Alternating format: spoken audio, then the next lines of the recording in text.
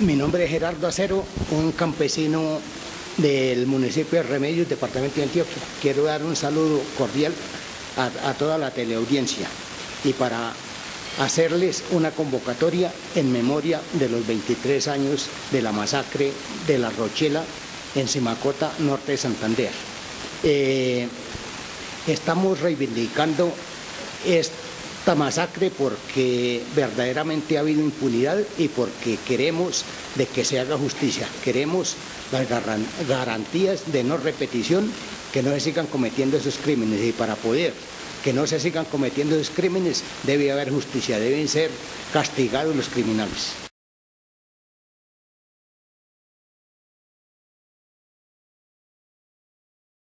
Debemos recordar que la masacre de La Rochela fue una masacre cometida contra funcionarios judiciales. 15 funcionarios judiciales que estaban investigando más de 25 violaciones a derechos humanos que se habían denunciado los años anteriores, que se venían cometiendo en el departamento de Santander. Esta masacre tiene una significación especial porque justamente fue cometida contra administradores de justicia, contra personas, funcionarios del Estado que creían que era importante hacer justicia, que creían que era importante la investigación, judicialización y sanción de los hechos.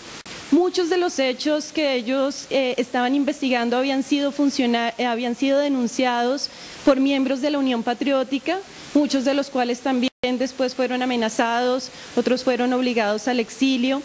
Entonces, tal como lo señaló la Corte Interamericana de Derechos Humanos en su sentencia de julio de 2007, esta masacre tiene una significación especial porque fue cometida contra funcionarios de justicia que luchaban por la justicia. Pero tiene otro significado en la historia del país, y es que en esta masacre se logró comprobar la manera como operaban los grupos paramilitares en el departamento de Santander. También la Corte Interamericana estableció que en este caso no podemos hablar de grupos paramilitares o de grupos privados, sino de grupos paramilitares que ejercían como actores estatales. Son grupos paramilitares que recibían pagos del batallón Rafael Reyes, son grupos que funcionaban con el apoyo legal del Estado, son grupos que funcionaban con el apoyo de altos miembros de la fuerza pública, los cuales, como ya se ha dicho acá, no han sido efectivamente investigados. Por eso es importante este día. Por eso es importante la convocatoria que hacen las organizaciones sociales y campesinas del departamento de Santander, porque es una invitación a recuperar la memoria, es una invitación a seguir en la exigencia de justicia.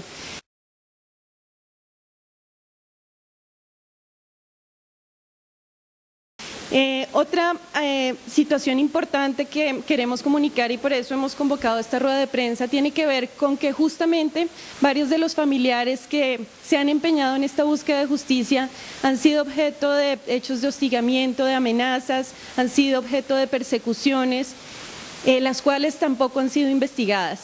En el presente año y recientemente nos ha notificado la Corte Constitucional, se ordenó por vía judicial la incorporación en el programa de protección de la Fiscalía de 3 de las familiares de las víctimas de la masacre de La Rochela que venían siendo perseguidas, que venían siendo hostigadas y que no habían recibido adecuada protección por parte del Estado.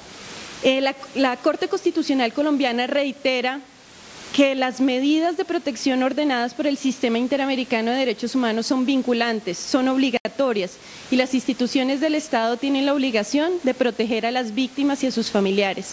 Pero además de eso, dentro de las medidas de protección debe investigarse adecuadamente las causas que originaron estas situaciones de riesgo.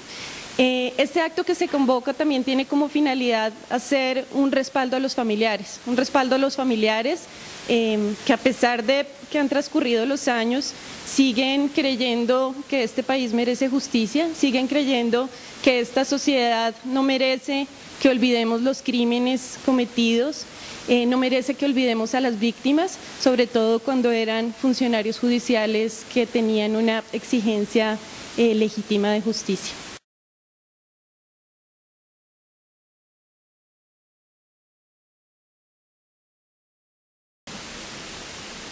Mi nombre es Paola Martínez, soy esposa de una de las víctimas de la masacre de Luis Orlando Hernández Muñoz. Agradezco que me hayan participado en esta rueda de prensa para aprovechar también agradecer a las asociaciones que convocaron esta celebración y conmemoración de los 23 años de la masacre, porque es muy importante en este momento, después de 23 años, cuando el Estado ha hecho caso omiso a los ordenamientos de la Corte, después de haber agotado el ámbito interno y ver que no hubo justicia en este país, gracias al colectivo de abogados, donde ellos muy amablemente nos prestaron su colaboración y apoyo para la investigación y llevar ante entes internacionales este hecho. Logramos que la Corte condenara por acción y por omisión al Estado colombiano, le creara su responsabilidad y ordenara reabrir un proceso penal. Pero tristemente, y para este momento, después de 17 años de dilación, en este momento seguimos encontrando negación de justicia. A partir del 14 de mayo del 2009 hay apertura de instrucción, se vinculan otros generales como Vaca Perilla, Lora Salcedo, también un excongresista, Tiberio Villarreal, entre otros. Pero después de 14 de mayo de 2009 a la fecha, y a pesar de que el colectivo, los abogados representantes de nosotros han solicitado que se debe dar medidas, aseguramiento, solucionar la situación jurídica de estos, tristemente vemos que hay dilación de justicia. Aprovecho esta rueda de prensa para pedirle a la señora fiscal Vivian Morales que por favor, ella dijo que iba a meter mano fuerte en los casos de crímenes de lesa humanidad, pero hasta el momento no nos hemos dado cuenta que haya hecho esto con el caso específico de la masacre de La Rochela.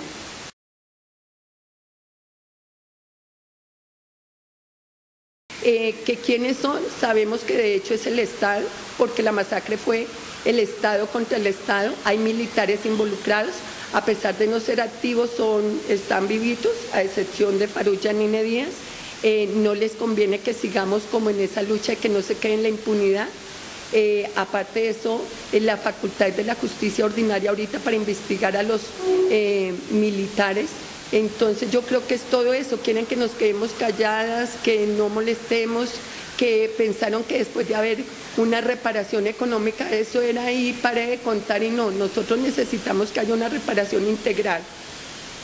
La reparación integral, que es que haya justicia, que haya verdad y que no haya olvido. Por eso nuevamente agradezco que se conmemoren estos 23 años, porque para nosotros es valioso. Gracias.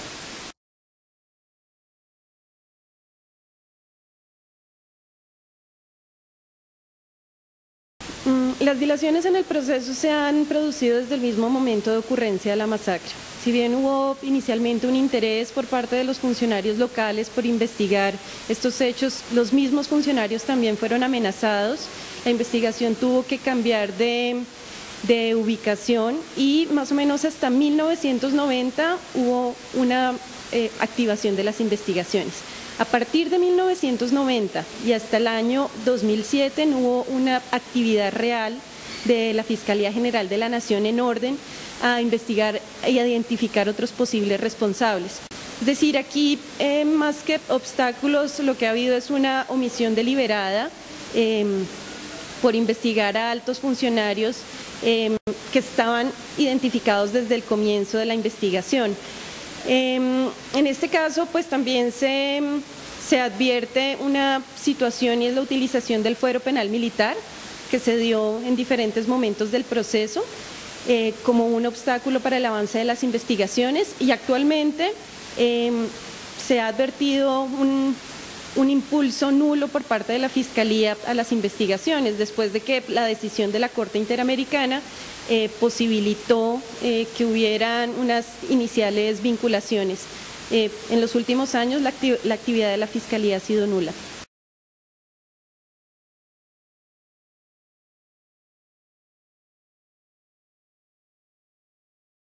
En este caso, incluso en caso de aprobarse esa reforma a la justicia que incorpora esa presunción de activación del fuero penal militar, esta decisión sería contraria a la decisión de la Corte Interamericana en el caso de la masacre de La Rochela.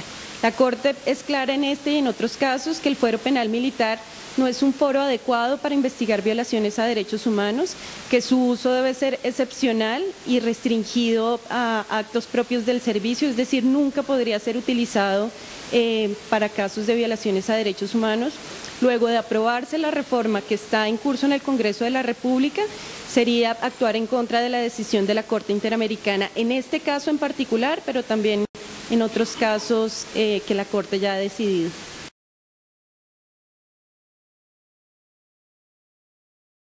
En este caso, se está haciendo un llamado a la Fiscalía justamente para que cumpla los compromisos tanto jurídicos como políticos adquiridos.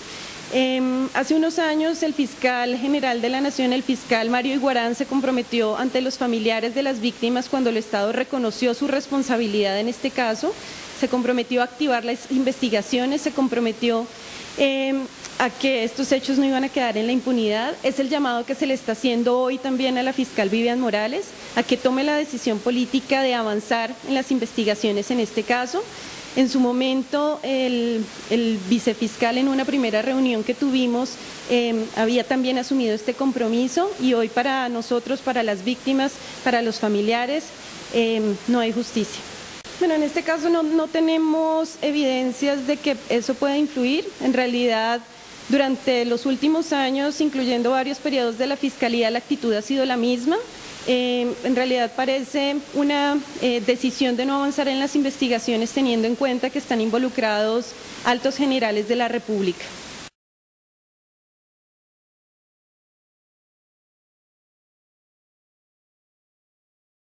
Hemos tenido, ya fuimos declarados las otras dos viudas y yo, Esperanza Uribe y su familia, Luz Nelly Carvajal y su familia y yo, como objetivo militar.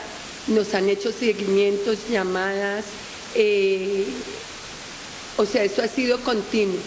Cada vez que se presenta un caso así como de connotación para nosotros, como que ellos tratan de hostigarnos de una forma que como que cállese. Pienso yo, le decía yo en una reunión, el Estado no le ha puesto atención a esta situación, y cuando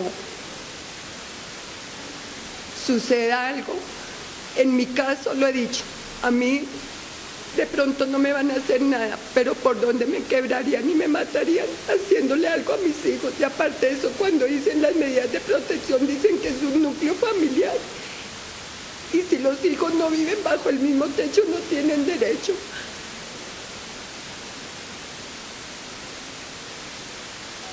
Y yo sí les he dicho, poco, mucho, bien o malo, yo ya he vivido, la verdad, no me interesa lo que me pase, pero a mí sí me preocupan mis hijos. Y sé que las otras dos viudas también, pero acá no le han puesto sentido a esto. Y hasta que no pase algo, no, además tristemente porque nuestros representantes, el Estado no los quiere, porque como han luchado y han velado por los derechos humanos de las personas, han apoyado a los familiares de víctimas, también eso como que nos ha marginado.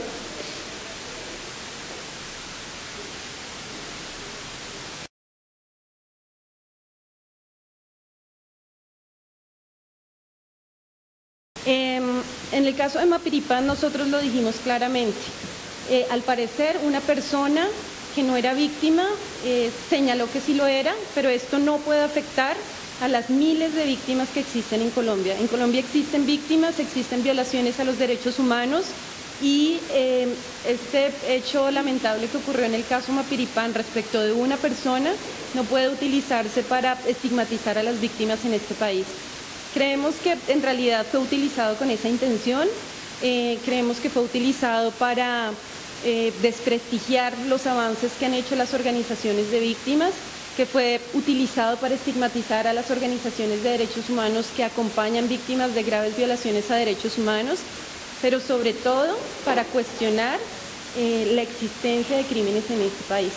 Por eso el acto de memoria que se está conmemorando, que se está convocando, resulta de vital importancia para recordarle a este país que las víctimas sí existen, que los crímenes se perpetraron y que existe una sociedad que clama justicia y que no va a dejarse amedrentar por estas estigmatizaciones y que las víctimas siguen allí, están presentes y hechos como los de Mapiripán existieron, son sumamente graves y tanto el caso de la masacre de Mapiripán como el caso de la masacre de La Rochela revela los profundos vínculos que existieron entre grupos paramilitares, grupos políticos y, por supuesto, las Fuerzas Armadas de este país. Es algo que todavía no se ha esclarecido profundamente y que es uno de los retos que tiene la sociedad colombiana para alcanzar la paz.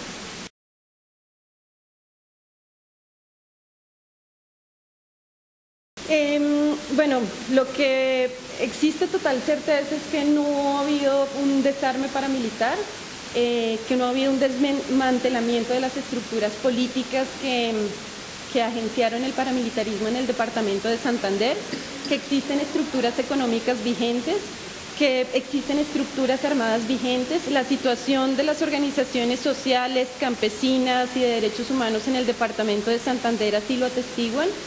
Tal vez es una de las regiones donde más amenazas han recibido, una persecución constante, tanto el sector estudiantil como el sector campesino, como el sector social, y nada más en ciudades como Bucaramanga, como Barrancabermeja, es posible advertir que todavía existe control de estructuras paramilitares, control físico, local.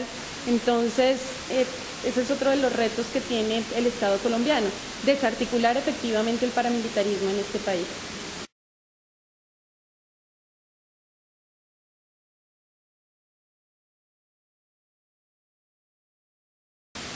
La Ley de Justicia y Paz no ha garantizado ni justicia ni paz. Por supuesto, tampoco ha garantizado reparación.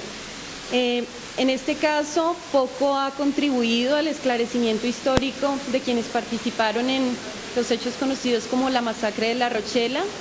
En este caso, en su momento, las víctimas, el colectivo de abogados demandaron la inconstitucionalidad de la Ley 975/2005 y pasados los años, pues el tiempo nos da la razón a las organizaciones de derechos humanos, sociales y las víctimas que señalamos que esta ley iba a favorecer la impunidad más que ser una contribución a la justicia.